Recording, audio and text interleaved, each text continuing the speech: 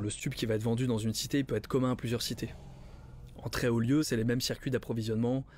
Il y a quelques mecs qui ont leur propre circuit et qui ont besoin de personne d'autre, mais souvent il y a des grossistes ou des demi-grossistes et ils vont pouvoir approvisionner plusieurs cités, même dans d'autres départements par exemple.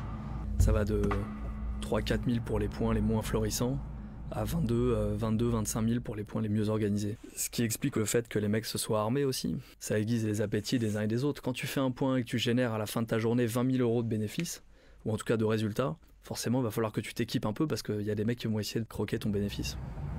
Le bar des deux frères là qui est là-bas, le grand bar de tous les receleurs de la commune.